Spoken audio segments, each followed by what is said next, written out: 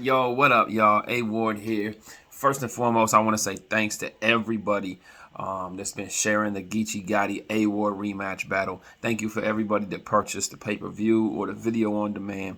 Really appreciate the support. Had a great battle this past weekend in Compton, California, on the Riot. Shout out to the Riot. Shout out to KP. Shout out to Gotti for having me out, for putting this together. The whole card was dope.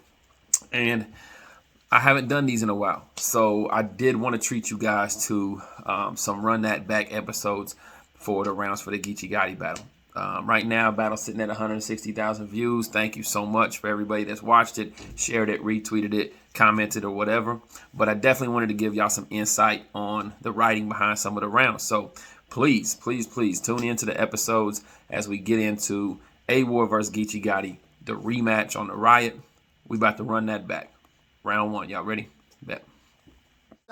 Holding it down for the motherfucking Midwest. Who is you? A.Ward, Team Dot Daily, Horseman, YTG. Shout out to Connect. Shout out my brother Cannon 97. Appreciate y'all. Compton, what up, man? Yeah. And straight out the motherfucking Grandees, Compton's own Geechi Gotti, man, Mafia, we in this motherfucker, no studio in, man. You know what time it is, man. Oh, what? Let's get it. Come on. We already threw all the formalities. So. All right, dope. So round one, right? So we do our intros and everything. I lose the coin toss. I like winning the coin toss because I do love the ability to rebuttal every round, but I lose the coin toss. I decided that I didn't know if they would show the coin toss on camera, but I decided that I was going to cut off Lush and just get straight into my round because battle rap is all about energy. You know, there's a certain feel, a certain energy to it when it looks like I just decided to take it up on my own hands and just start rapping, you know? So that's just another a little technique that I'm like, you know what? I'm not going to wait on him to say, A.Ward lost the coin toss or Gotti won the coin toss. He said his own ward, you know, and then drink my water and start rapping.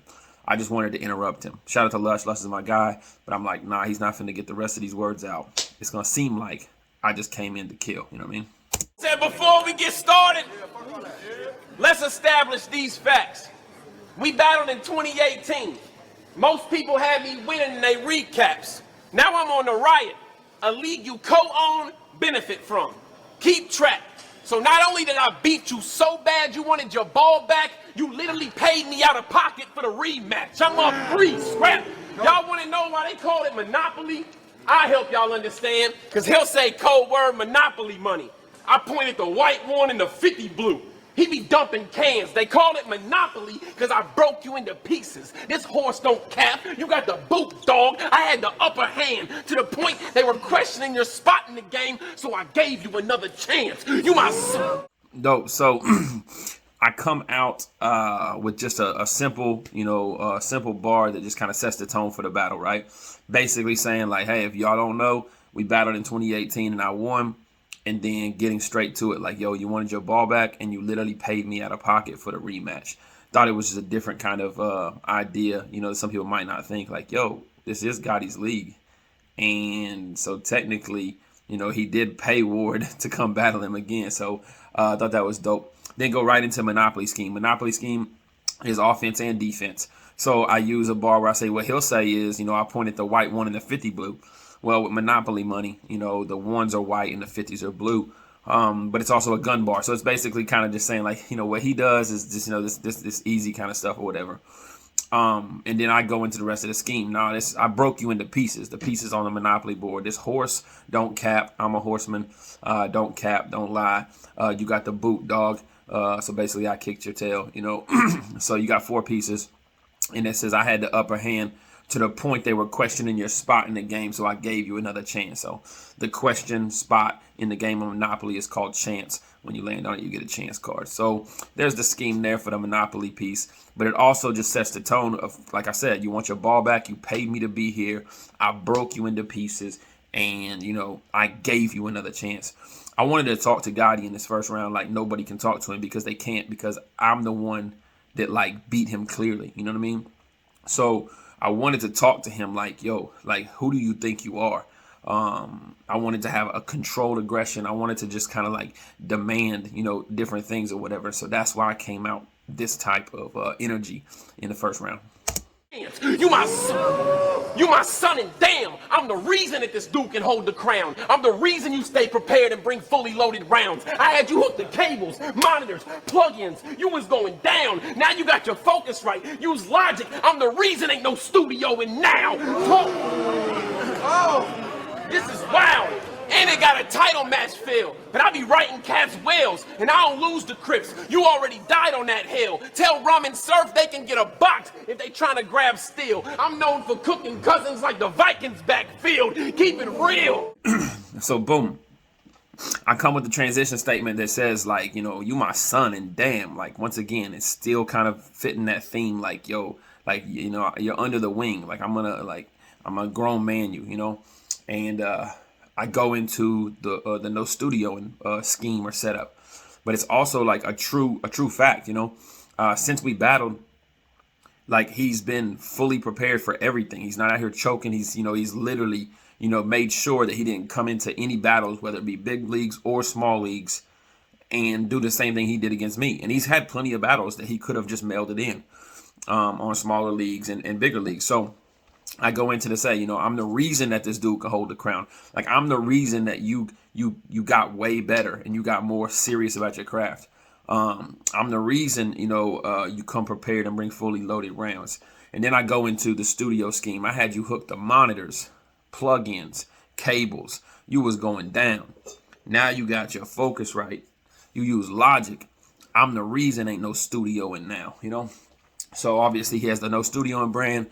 No studio in is a term that, from what I understand, and you know that I've heard mentioned in two different ways. Is, you know, we not doing no fake stuff over here. We everything's serious over here. It's no studio, and I think it's a term it's like a studio gangster or something. You know, somebody that's only doing, you know, what they do in the studio, and then out here it don't line up or whatever. But you know, I'm basically saying like I had you hook the cables, plugins, monitors, you know, on your deathbed. And now, you know, there ain't no studio. So, then we go straight into the Vikings backfield bar. One thing I've been doing a lot when I'm battling guys that are Crips is just kind of like calling out the other dudes, you know. So I battled Arsenal, and I did the crossing the 7 Seas bar. You know, I battled Suge, and I think I had a put the season 1 like King of the Dot.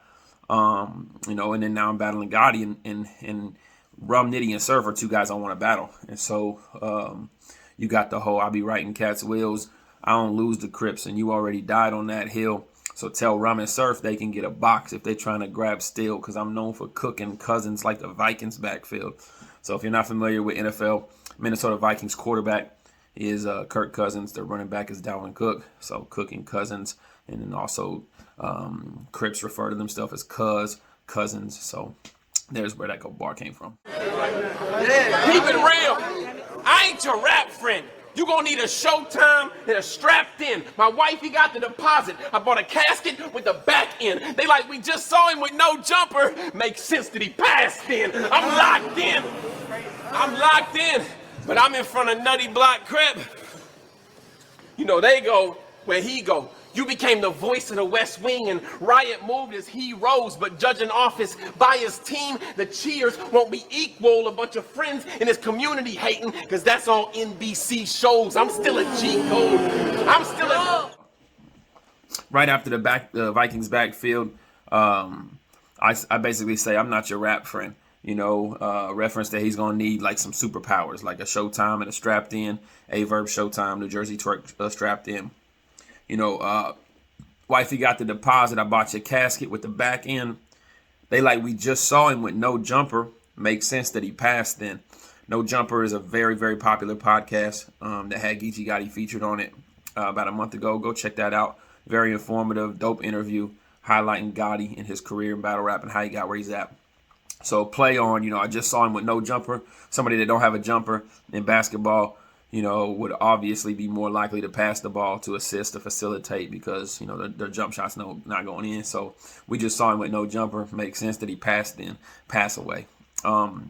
Next is the NBC show scheme. Something I thought was very dope, but also risky. You know, I knew that in the first round I was going to be attacking the biased, you know, the biased crowd of, you know, Nutty Block.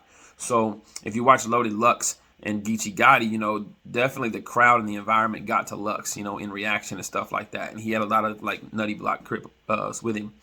And multiple times he said, I think in Calico Battle, maybe even Lux, he said on stage, you know, that's on NBC. That's on NBC. So he's referred to them as NBC before. So I basically, you know, put it in context and said, you know, I'm in front of Nutty Block Grip. You know, they go where he go. And then I use popular shows on NBC. I said, you were the voice of the West Wing, and Riot moved as heroes. But judging office by his team, the cheers won't be equal. A bunch of friends in his community hating, because that's all NBC shows. And those are all NBC shows. So it's a double entendre at the end of the scheme. And it also provides context for what the biased crowd looks like, you know. I'm still a cheat code, but Geechi is the face of battle rap. That's true stuff. The cat from Champion said I screwed up, predicted a 30 in the main event. Dude, what? I hit Blackjack like, are you dumb? When you see A's at the top of the face card, it can only be 2-1. Move, son. Move, son. What you brought? Few guns? God already split a Red Sea. What you think happened to a blue one? I get you 2. Cool. So I'm still a cheat code. You know, and then I go into this this piece where Jay Black publicly stated that if A.Ward takes Geechi Gotti on the Riot, Geechi Gotti 3-0. The difficult thing with this, man, is that I ride with Jay Black in everything he does. Champion and his voice are so powerful in our culture. What he says sticks. People look to him as, you know, the premier analyst of battle rap. So when you go out on a limb like this and you tell people like, if A.Ward takes Geechi on the Riot, Geechi 3-0, it kind of like I felt disrespected. I really did. Like, especially coming from like I beat him the first time, you know. I felt very disrespected. So basically, you know, I put a piece in here that says, you know, Geechi's the face of battle rap. I have to mention that he's the face of battle rap. He's called himself the face of battle rap because I flipped the face a couple times in this battle. And I said, that's true stuff. But the cat from Champion said I screwed up. He predicted a 30 in the main event. Dude, what? You know, I hit Blackjack. Like, are you dumb? So I called Jay Black, but I use the Blackjack, you know, wordplay. When you see A's at the top of the face card, you know, if there's an A on top of a face card, it can only be 2-1. So in Blackjack, an ace and a face card would be a Blackjack, a 2-1. Then go into the bar. Just like a quick 2-bar punch after that I think was it deserved a lot more reaction than what it got, but I thought was one of the bigger haymakers of the battle. What you brought? Few guns. God already split a Red Sea. What you think happened to a blue one? You know, originally wrote this bar. We were supposed to battle in Inglewood at the Miracle Theater. So originally wrote this bar. This is just some backstory. And it was basically say, you know, few guns. I forget what I said, you know, hit Blackjack. It can only be 2-1. Move, son. What you brought? Few guns. They got us battling at the Miracle Theater. Well, God already split a Red Sea. What you think happened to a blue one? So there was another line in there, and I wrote it because of the Miracle Theater. He switched it to where we're going to be in Compton. I actually wrote another line in there, but it didn't end up using it, where I was going to say 150K ain't nothing to split for you, rum. But the only thing Aaron split with his brother was a Red Sea. Well, what you think happened to a blue one? You know, I actually wrote that in. Moses and Aaron, you know, the Red Sea split or whatever. My name's Aaron. But it convoluted it too much. You know, it didn't get straight to the point. It was putting wordplay and putting things to take your mind into like, oh, Bible narrative, him and rum splitting money. That's not what these type of boom, boom punches need, you know, and that's just a writing technique. So it's like I got back to it and said, nah, it sounds way better. It's delivered way better if I just say, what you brought? Few guns. God already split a Red Sea. And what you think happened to a blue one? Not only that, but just looking at the crowd and being able to turn your body to your opponent as you're delivering it, like all of those things aesthetically and while you're watching it make things hit so much better. So Get chilly in this bitch. I get you tuned up. You're going to have to snuff a Christian. I don't get tired, and I don't stumble with it. I ain't with all that extra stuff. This ain't the Lux edition. Bruh, it's tripping. Y'all be the fakest rappers. 1 minute you cool with new nails, then you escalate in a situation and hating after. Bunch of liars if you trace it backwards. This and despair. I spit so much fire wrestling off the top, somebody got hit with a chair. I'm next.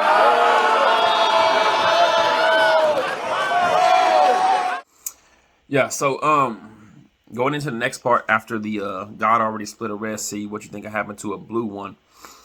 I'm like, I get you tuned up. You gonna have to snuff a Christian. I don't get tired and I don't stumble with it. I ain't with all that extra stuff. This ain't deluxe edition. So just kind of like a slight jab at Loaded Lux, but also saying like I'm in front of your people too, you know. Loaded Lux, when he was stumbling through his round and he was like, man, I'm tired. You know, he was kind of giving some excuses as to why he wasn't performing well. And I'm like, yo, I'm not Loaded Lux. Like, I'm locked in, you know. And so then like anything that's like a deluxe edition, like a CD or anything like that, always comes with some extra stuff. You know what I mean? Like it has some like extra songs or extra deleted scenes or whatever it is. So that's just a quick, you know, punch, you know, with like, I ain't with all that extra stuff. This ain't deluxe edition. Now we get into, you know, one of the dopest parts of the first round where I'm basically going into my next bar. That's going to end with, you know, Theta Kappas or whatever. And in the middle of it, something crashes. I have no clue what it is. You know, I just assume, you know, it's like maybe a chair or a table fell or something fell off something. So mid bar, you know, I'm starting my next piece. I hear the crash, and I've already been robbed of the ability to rebuttal in this first round. So I'm so locked in. I'm constantly thinking of ways to create freestyle energy for the round, you know. And when that happens, like I immediately, you know, I do this in despair. You know, I'm so fire wrestling off the top. Somebody just got hit with a chair, you know, not even like a crazy like punchline, no double meaning, nothing like that. The impressive part of it is that like it literally took 2 seconds and I literally did it mid bar seamlessly, you know. And, you know, it did have some off the top wrestling, you know, like when you wrestle, you go off the top ropes and then people get hit with a chair stuff, chair falls, you know, like that. So it was some layers a little bit to it. But I think mostly like everybody was just like, yo, how the heck do you do that? And like, honestly, I don't know. I don't know. Yo, he's out of pocket. He out of pocket for that. Fakest rappers. Fakest rappers. 1 minute they cool with nails, then they escalate in a situation and hating after. Bunch of liars if you trace it backwards. That's all Greek to me. I'm an alpha, beta actor. And what he dealt to news shows, Theta Kappas, changed the patterns. I said, So, you know, after the chair freestyle, I immediately get back into what I was saying. Y'all the fakest rappers. This is a Greek alphabet scheme punch. Everything's like I don't know how I don't really call them schemes. I'm like, they're called angle punches with just like, I guess, schemed wordplay. Sometimes when you're scheming, like you're just like the focus is all on how many different items you can fit in a part. You know, like everything I do is direct. It's angled. It's got a punchline to it, you know, and it includes like, you know, that type of wordplay. So I bring up the Nunu Nell situation that he had just had on URL where, you know, he basically got on live and was going back and forth with her over a situation. And I basically said, yo, y'all the fakest rappers. Like 1 minute you're cool, you know, one event you're doing all these interviews with her, then something pops off and now, you know, you're not. And I'm like, a bunch of liars if you trace it backwards. That's all Greek to me. When you say something's all Greek to you, it's like, I don't know what that's about. I'm an alpha, you know, beta actor. Now, his name is Bay Loke. His crypt name is Bay Loke. So I actually didn't mention Bay at all, I don't think, so far in this first round. I wish I would have, just so you got to kind of introduce, you know, ways you're going to flip things, you know, rather than just saying it. So beta actor. So now I'm alpha, beta actor, beta. And what he delta nu shows Theta Kappas, right? So delta, nu, theta, and kappa are all Greek letters as well. So, you know, what he dealt to nu, what he dealt to nu shows Theta Kappas, the kappas, he is a kappa. So I thought that was super fire. Believe it or not, I haven't heard many people, you know, comment or think it was, you know, like one of their favorite bars or anything, which is crazy. I mean, that's dope to me, but I thought that was like super, super dope. And that's kind of where I went with that bar. So. I said I can change the patterns. A's different. I'm lane switching. A rock son. Grave digging. The plot's done. Bay's in it. They got him in the afterlife. I'm praying at the Saints with him. I guess we still in practice, right? I ain't playing games with him. Yo, lower your voice. Yo, lower your voice when you talk to your father. You are not old enough yet. I ain't one of them little app friends you hang out with on the weekends. When you talk to me, you gonna show some respect. Who said Bay Locust? One of the things I really focus on when writing for Gotti is that he's so good at what he does. But in my mind, what he does is one-dimensional. You know, he raps the same way. He has one-liners. He has shock value. He has disrespect. You know, he's very, very believable. So it's very, very effective. But I wanted to do different cadences, different types of rapping style, punches, schemes, all that kind of stuff. People keep calling me. That was Norbs. Shout out to Norbs, but he got declined. I need to put my phone on Do Not Disturb. But So, you know, I go into this A's different, I'm lane switching, and all of this is just to kind of, to give a variation of different styles, you know what I mean? And then it's a play on, you know, him calling our first battle practice. He said that against, I think K-Shine or Arsenal, one of the two. He basically said, you know, hey, I wasn't concerned with Ward. We talking about practice or whatever. So I basically am saying, like, I guess we still in practice, right? Because I ain't playing games with him, you know, just the contrast of this is still practice because this ain't a game. And then I like this part where I'm back in that aggressive mode of like, lower your voice when you talk to your father. You know, I mentioned like you my son and damn earlier. You know, I'm like, you ain't old enough yet. And Gotti is a little younger than me. And I really like this line. It didn't merit reaction, but I'm like, yo, I'm not one of your little app friends you hang out with on the weekends, you know, kind of just downplaying, you know, like, you know, these dudes that you hang out with all the time with all these URL events, y'all buddy and stuff like that. Like, that's not me. Like, I'm here to kill you. I didn't come here to just have fun, get a check and go do an after party afterwards, you know. I'm not one of your little app friends you hang out with on the weekend. When you talk to me, you're going to show some respect. And once again, just to hammer down that theme of like, yo, who do you think you're talking to, you know? You're going to show some respect. Who said Bay Loke is a threat? I can help you how to teach the filler while you pinning your rounds. Y'all listen with excitement to his sentences. How? He finishes work without trimming them down. Always letting the case sing. I listen to baseball. I can never give you the crown. This is profound. And bro, it's comedy. I like how you changed the venue last minute and appreciate how you were open, honestly. Just find it very ironic you threw an event called Monopoly and it's evident you don't own no property. Yo, they said this was a style clash, and I agree. Fire, trash. He finna be mad as can be. Spend a whole round, end up losing the battle to me. So to finish up the first round, I do a construction scheme, but also basically an angled theme to it. It's basically saying like, yo, I could teach you how to cut the filler while you're pinning your rounds.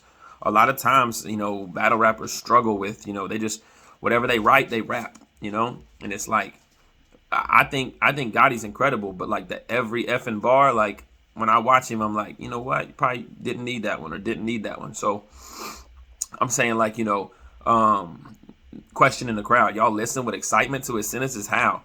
He finishes work without trimming them down. Trim, when you do trim carpentry or, you know, it's called finish work. It's really like the last thing you go in before the house is, you know, right. And I said, he's always letting the casing. Casing is this stuff right here. Hold on, let me see if I can, you know, the casing over the door. But he's always letting the casing. I listen to baseboard, you know, I listen to baseboard on the ground. I could never give him the crown. The crown is this stuff up here, the crown molding right there, you know. And then wrote this, obviously, the ender last minute because the venue was changed the day before, and thought it was you know, just a good way to go out and say like I find it hilarious that, you know, they had to change the venue. I guess it got double booked or whatever, but the event's called Monopoly. And, you know, if you owned the property, you wouldn't have to change the venue because it was yours. So you just say whatever, you know. I think it's ironic that the event's called Monopoly and it's evident you don't own some property. So, yeah, that was the first round. Geechi Gotti versus A.Ward. Thought it was really dope. I really just, like I said, once again, the aggression, the like, yo, this is how I'm going to talk to you. and then the punches, the mid-round freestyle, the cooking cousins, the no studioing, the Monopoly scheme, the NBC shows. I thought it was one after another. I really thought that this round was like airtight. If there was a bar that was like cool, it was probably the, I guess we still in practice, right? Because I ain't playing games with him.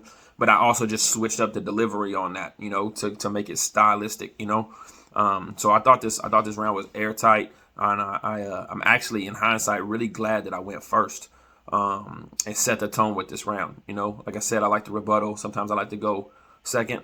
But yeah, this was it came out real well. So appreciate y'all staying tuned. I'm going to do run that back episodes for all 3 of these rounds. And so I'm going to be dropping them this week. But thank you so much. If you got any questions or comments, throw them in the YouTube comments. And yeah, once again, God is good. I am A.Ward.com. I am A.WardMerch.com for the merch. Follow me on all social medias, man. Shout out my brother Cannon 97, Team Daily, Horseman YTG. We out here, man. Be good.